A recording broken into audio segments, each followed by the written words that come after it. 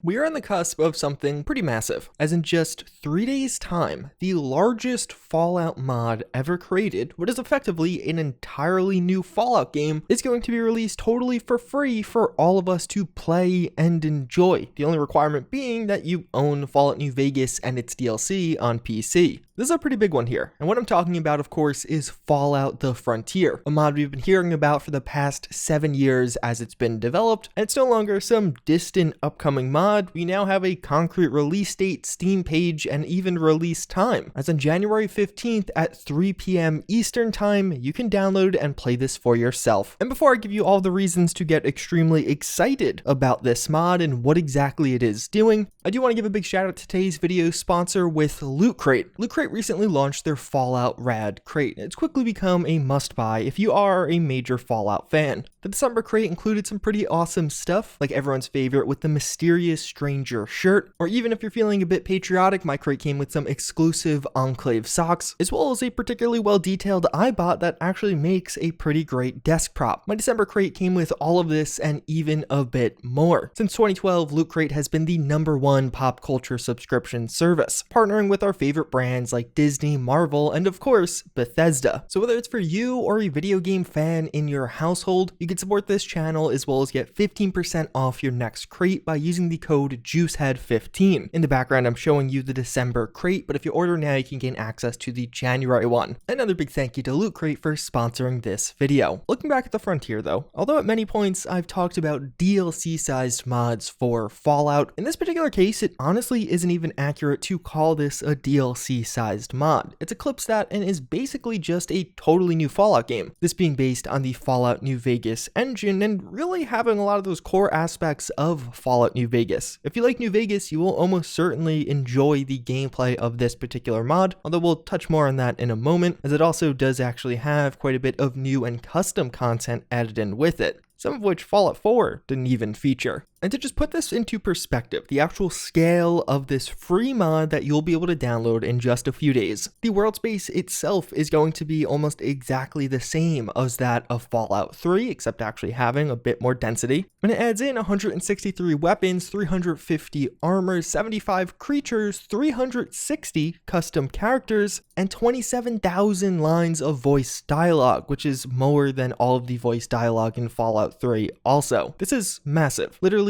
unparalleled in terms of mod projects for the Fallout games, and when this releases, it will without a doubt be the largest mod you could ever download for a Fallout game. It takes place in a pretty unique environment compared to most other Fallout games though, as what we're going to be going to is Portland, Oregon, specifically a snowy and cold Portland, Oregon. The developers on this one wanted something unique compared to the desert of the Mojave, and the environments you see and even some of the weathers that pop up will reflect that. Basically in this Portland, Oregon, nuclear bombs cause dust to block the skies and the area to enter into a nuclear winter, this leading to a temperature decrease and now the significantly colder climate. It's going to be taking place during the same time as the rest of Fallout New Vegas. You are still the courier that you are in New Vegas. It's not like you're some other different protagonist. You are basically starting off New Vegas, then traveling to a different location, pretty similar to some of the other DLCs, just this free mod is, well, one free and also bigger than those DLCs. Heading further, after you beat the Frontier, you can actually return to the Mojave and complete all of Fallout New Vegas also. And one of the best parts about this mod is it actually is going to be super user-friendly. Jumping into something this scale and even New Vegas modding in general can be pretty daunting. It's not quite as smooth and simple as Skyrim or Fallout 4 modding. I could definitely speak from experience there, but fortunately with the Frontier, they actually set up an entire Steam page for this one. And what this means is, if you want to, all you will actually need to play this game in a couple of days is to own Fallout New Vegas on Steam, that being the base game and all of the DLCs for it, preferably have a clean install of Fallout New Vegas, then just download the Frontier, it'll download all of the optional extras it requires, and you're done. You can simply launch the mod and play the Frontier for yourself. It literally is that easy. Alternatively, if you don't want to go that route, if you want to modify things even a bit further, It will also be on Nexus, so you could download the standalone version as well as some of those required or other optional files. One of the pretty cool ones about this is there actually is already a list of supported or encouraged mods to use with this, so you can get a head start and check if your existing install will play nice. And one of the pretty cool ones is A Tale of Two Wastelands is supported. That basically connecting the worlds of New Vegas and Fallout 3. So just by traveling back and forth, you could basically have New Vegas and Fallout 3 in one game. And that might create the ultimate Fallout experience, having the Frontier, New Vegas, and Fallout 3 all kind of in one game.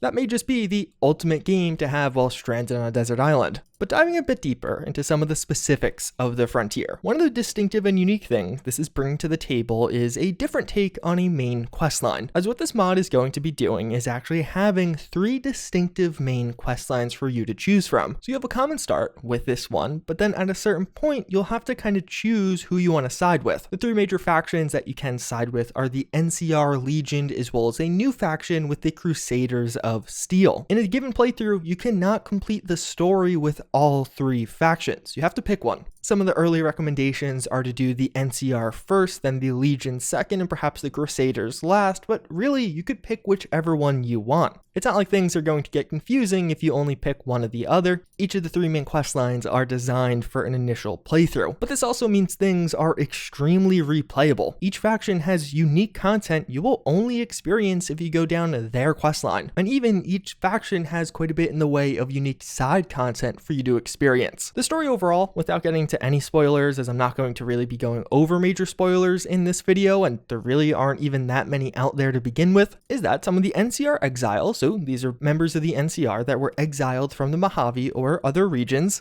established themselves in Portland and are now fighting with the Northern Legion over a city containing rich resources. And the Crusaders find themselves mixed in also, driving to also capture that city. This mod is very much so trying to fit into the existing Fallout lore. It's not trying to replace it or override what is there. Portland, Oregon was specifically chosen because it was pretty barren in established lore. But one of the pretty cool parts about these questlines is not only will they be different stories, but they also have some differences in gameplay. The NCR questline is going to be the longest and likely the most linear, estimated to be about 35 hours, and that's not actually including some of the side content, which some playtesters have mentioned may even double that 35-hour number. It'll feature a long linear story that has things like cutscenes and custom scripting done. It's going to be more combat focused in general though. It'll also have a chapter system. The other 2 questlines won't feature a chapter system, but with this one, there's going to be major story moments delivered via cutscenes. We actually got a peek at some of these via some of the trailers. And as far as some of that custom scripted content, a lot of boss fights will be involved during this NCR questline, and even things like a flashback where you play as a different character in the past. The Legion main quest is about 15 to 20 hours in length. This is going to be far more dialogue heavy, and it adds atop the existing lore to the Legion, so you'll be finding out more about this faction in general to a degree. The Legion questline is described as being a bit more similar to what you have in the base game of Fallout New Vegas. What you're playing in Fallout New Vegas by default is kind of what the Legion questline will feel like. And in fact, to get involved in this Legion questline, you'll have to have a certain reputation with the Mojave Legion before you travel over to the Frontier. Alternatively, there's a quick bypass if you don't want to deal with that, but that's one of the ways this was intended to be experienced. Technically, they're the Northern Legion, but it seems like they large in part share their ideals with the Legion you find in the Mojave. They just will dress differently due to the difference in climate. And then finally, the Crusaders of Steel, which of course is the new and unique faction added in by this. It's going to be a similar length to the Legion, but it's going to have more of a hybrid style of the other 2. It'll have scripted moments as well as more combat of a focus, but also a nice balance between that combat and dialogue. The big theme described with the Crusaders of Steel is you really feel like you are a member of this faction. You're not working for them, but you are working with them, doing things together, and it's designed to make you feel truly a part of the Crusaders. The story on this one, again, no major spoilers, just a brief overview. It was founded by a former Brotherhood of Steel member who was left for dead at Helios 1.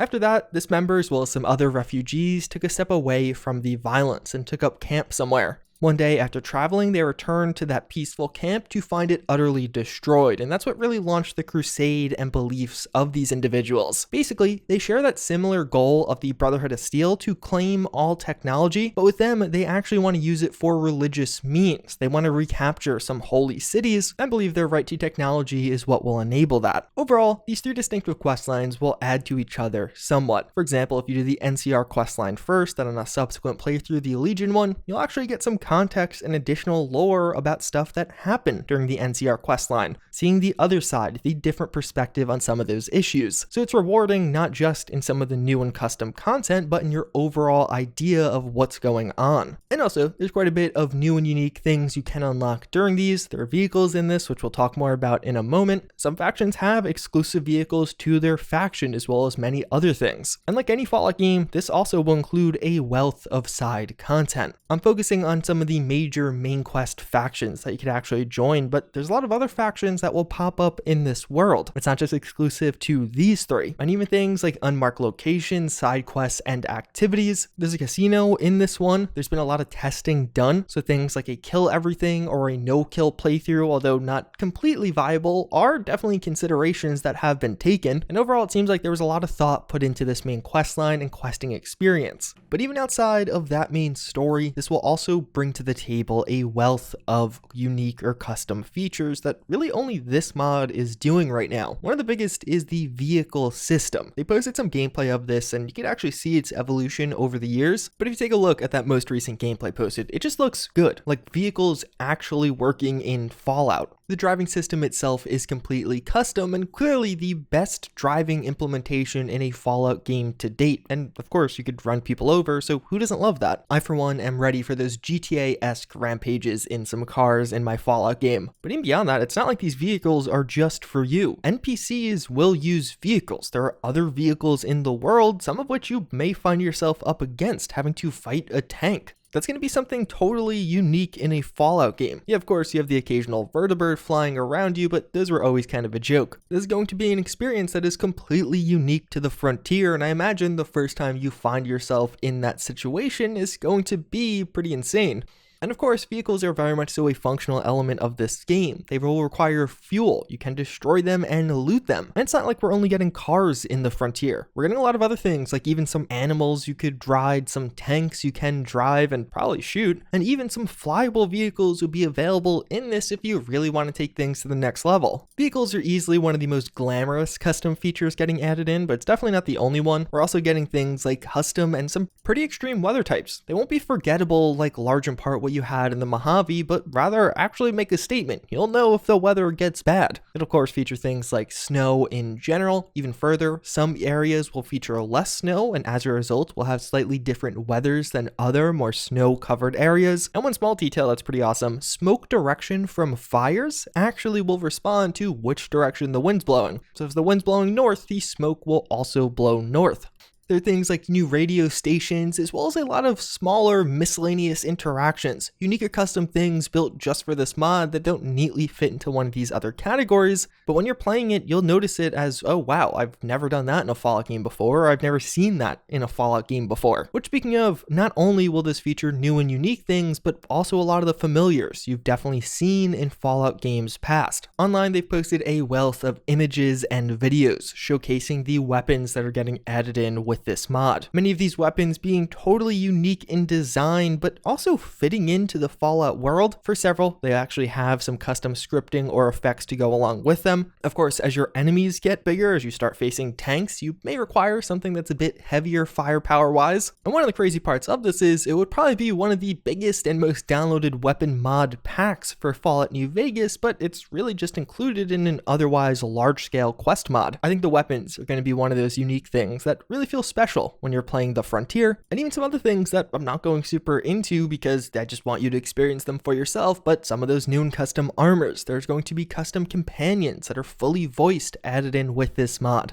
And overall, I feel like one of the biggest takeaways with the Frontier is, hopefully as I've showcased in this video, it's covering numerous bases with its new content. A lot of times when you look at these large-scale mods for Fallout, what you're going to have is something that does kind of one thing really well, whether it be adding in new weapons or armors like a giant weapon pack. We have quite a few of those for Fallout New Vegas. adding in new features like drivable cars, or even something like sim settlements for Fallout 4. Or alternatively, you have the final category that is typically a story-driven quest mod, where you have a ton of quests, but otherwise you're reusing a lot of that other content from the original game. With the Frontier, it's really going a step beyond all of that and kind of being inclusive of all of those things. Not only is this a massive scale as far as the questing and story content, but there's also a massive scale of new items, interactions, and even just features you can play with. 9 times out of 10, a lot of these mods will skimp on one category, but thus far it doesn't really seem like this one's doing that. There's just so much new content coming here. I think that's going to be one of the most magical parts of playing this one, just getting into that world and getting immersed in all the new stuff. I think it's going to be one of the first times you're playing a Fallout mod and you truly feel like you are playing a completely different and new Fallout game. And that's a pretty insane accomplishment from this mod team that is doing this totally for free over the past few years in their free time. And the crazy part is, in this 15-minute video, I have only just scratched the surface of what this mod is adding in, giving you a brief overview without spoilers or not even going all that in depth on some of these features. If you do want to find out more, there are a ton of places to get more information, the best of which is their Discord. I'll have a link to this down below. They have a questions channel where people for years now have been asking questions and they've been answering them, so you can find out new details that way or just ask a question for yourself. And of course, I'll have links to their YouTube videos and their Twitter if you want to boost their follower count for just the sheer amount of effort and work they've done thus far. Hopefully you guys enjoyed this one. I'm definitely going to be playing and making videos on this mod, as it really is kind of a new Fallout game that's about to come out in a few days. But with that said, I thank you all again for watching. I hope you enjoyed this one. I hope you found it informative, and I hope you're excited. But with that said, I do hope to see you guys all next time. Later.